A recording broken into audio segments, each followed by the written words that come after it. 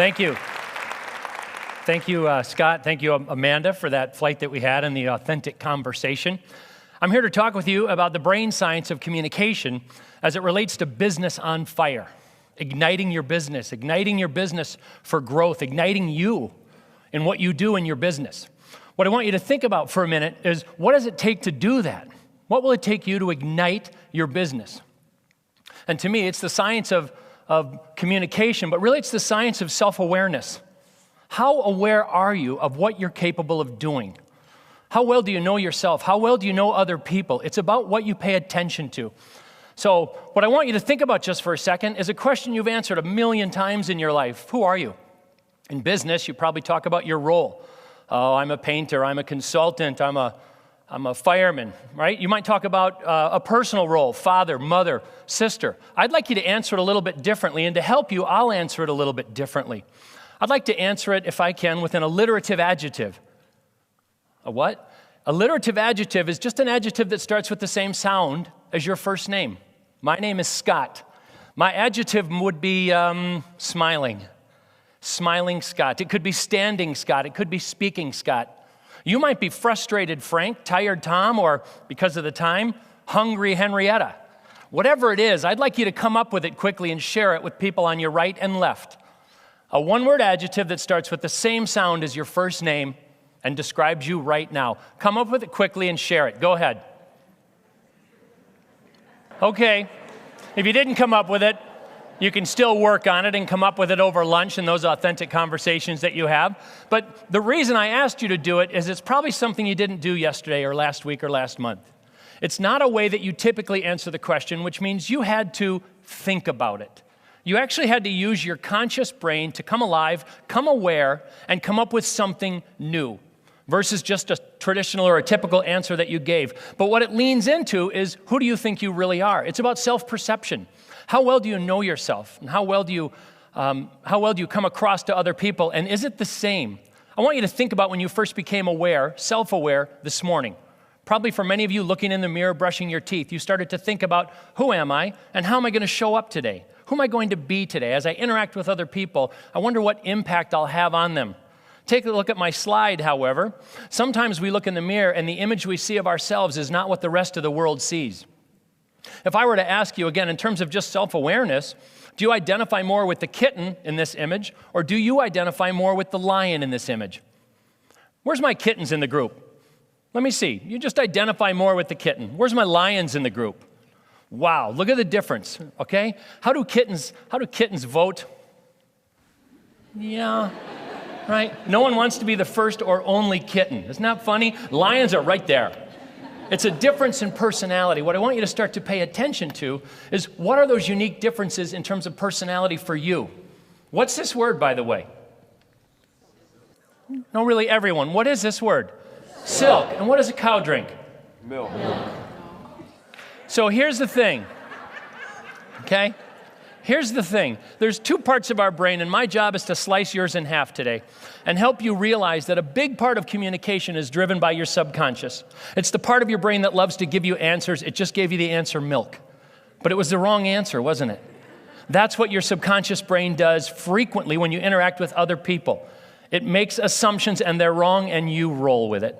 What I want you to do instead, like you just thought about the alliterative adjective, is I want you to turn your brains on.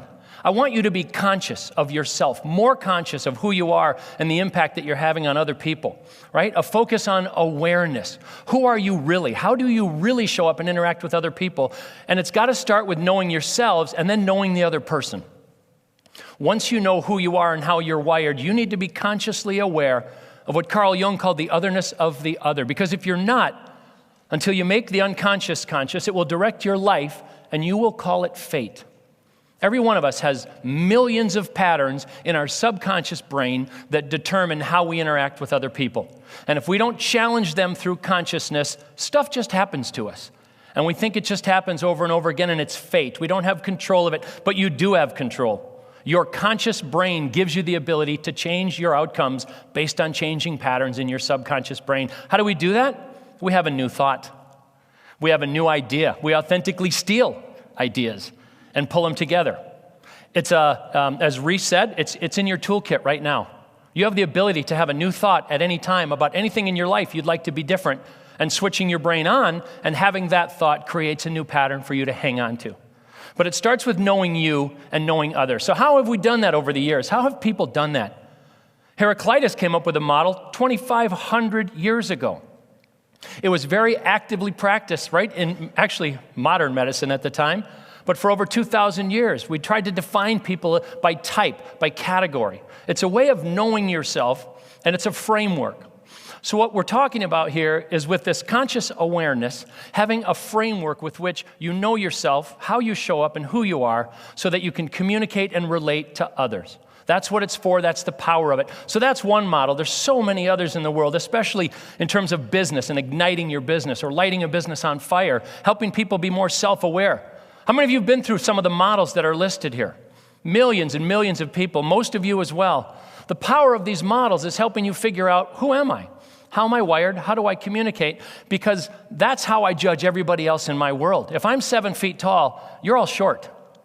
I walk into work every day and wonder why I work with so many short people, right? It's not about you being broken. It's about me needing a higher level of self-awareness. So how do I come up with that? Well, I want to share a model with you, one of many that are available in the world. And I'd just like you to think about it for a minute to help you categorize, how are you wired? What's that unique natural personality that you bring? Think about if it's more fiery red. You're determined, competitive, demanding. You love to get things done and you're task-oriented. You're always in go, go, go mode. Is that you? Does that resonate well? You're always about getting things done. My wife leads with high fiery red. For 27 years, when I'm driving the car and the light turns green, she says, go. Every single time. Go, turn left, turn right, go, go, go. That's high fiery red. You're all about getting stuff done. The shortcut is do it now. How about sunshine yellow? Does that resonate better with you? Energy, enthusiasm, karaoke night, happy hour, life of the party, right? If it's you, you're laughing out loud because you're seeing it in yourself. For all of you, in fact, right now, think about somebody you work with that's always telling you what they're doing, what they did the night before, what they had for lunch, what they're going to do in the afternoon, what they're going to do the next day, on and on and on. Think of someone specific. If you can't think of anybody, it's you. Okay? That's sunshine yellow energy. It's enthusiasm. Try and make a decision for yourself right now. Are you more focused on red energy task, getting stuff done? Or do you tend to focus more on that yellow energy, all about people and relationships? Both are extroverted energies. Both are noisy and talk to think. Let me talk to the other two for a minute and actually try and calm down and slow down a little bit, right? To sort of talk in that preferred style. Some of you lead with earth green. You're amiable, patient, caring, relaxed. You're brilliant listeners. You listen to see where someone's going to take you without the need to interrupt in a fiery red way and get something done, or maybe the need to interrupt in a sunshine yellow way and make the story about you. The gift of brilliant listening for what's said and even what isn't said falls within that introverted feeling, amiable, caring, earth green. And the last one is introverted thinking, cool blue, analytical, cautious, precise. You want me to prove these concepts to you. You'd like to read more about them. You like to study. You like to analyze. And you like to go deeper. Think for a minute which one of these is more like you. And just share it with people on your right and left quickly. Which one do you think you lead with? Go ahead and tell them.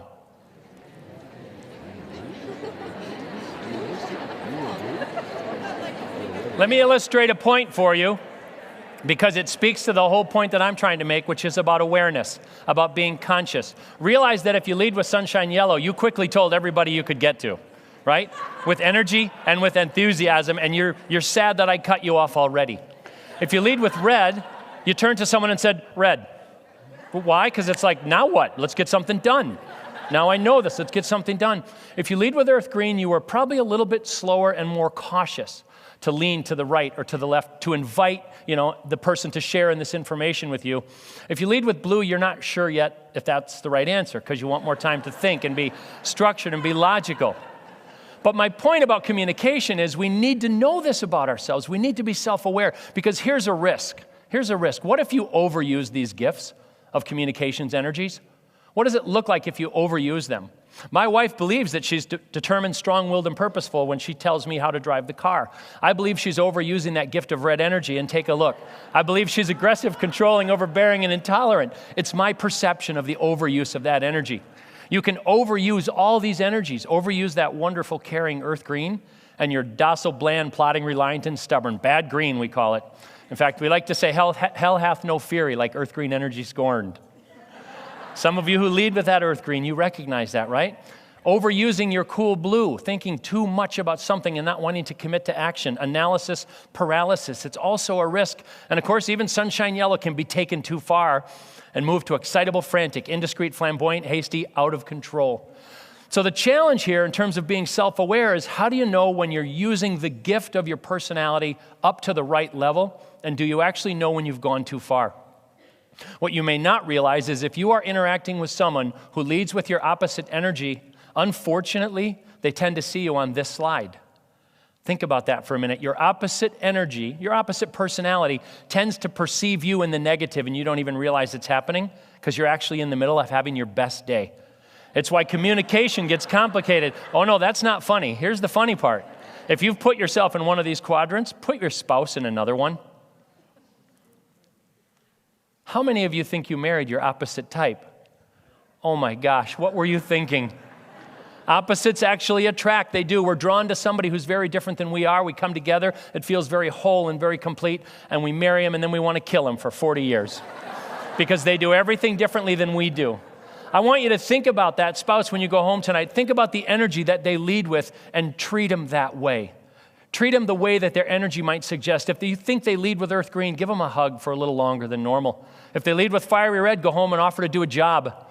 If they lead with sunshine yellow, invite them to happy hour or go out with friends and have some fun. And if they lead with cool blue, send them a text or an email and invite them to do password or Sudoku at home tonight, right?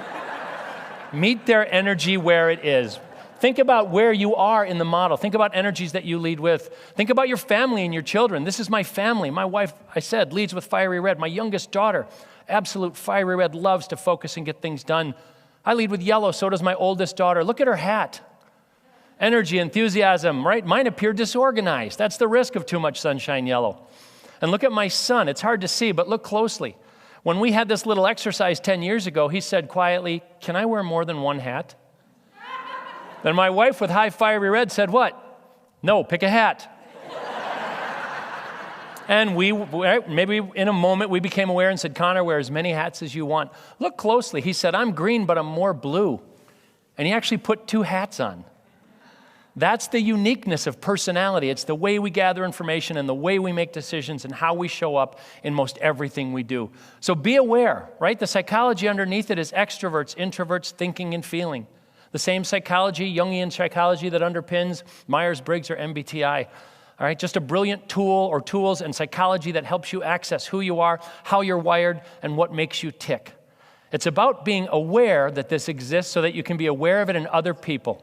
I'll let you read this slide because this is going to happen as soon as we go to lunch. You're going to look at each other and you're going to see behaviors. Just read it for yourselves. I know it's crazy, right? But it's true. You do one of these things, don't you? And one of these things that other people does makes you crazy. They're probably your opposite type. Isn't it funny how we do it? I should probably have one more up there for the person who leans in, pretending to hit the open door button, but really hits the closed door. Maybe that's bad red. I don't know. The point behind what I'm saying is think about how you're wired and how you show up. In terms of igniting your business and having more success in that area, how might you contribute, whatever role that you play? It's a function of your personality and where you fit in our model. And if you really want to kind of expand that impact, right, then think about in terms of leading others.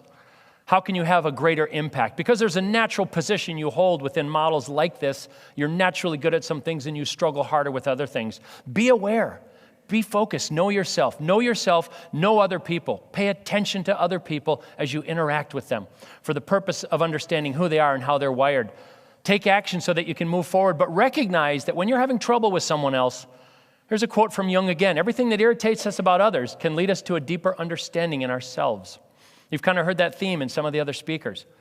If you're irritated by something someone else is doing, pause and reflect on why. All right, ask the question like Reese was saying, why? Why is this happening? What's going on? Because very likely it's more about you than about someone else. So in wrapping up for you, pay attention. Be aware. Use your conscious brain to see who people really are. If you wonder what it feels like, pay attention to your blinking right now for just a second. Notice you're blinking? You're doing it. You're self-aware. It's that easy. Now, tomorrow morning when you're brushing your teeth and looking in the mirror, I hope you have a little moment of self-awareness again. I don't want you to think of me, but think about blinking. Look in the mirror and say, wow, I'm aware. I'm going to go be aware of everybody that I meet today. That's the plan. Focus on others. Know your unique personality style. Use whatever model helps you make sense of you in relationship to others, but notice the otherness of the other. Everyone in here is unique from everyone else. Everyone brings a gift. Everyone brings a unique personality, and they're dying for you to notice it. Just like you are dying to be communicated with in your preferred style, so is everybody else. Give them that gift, take action, and make a difference. Thank you very much.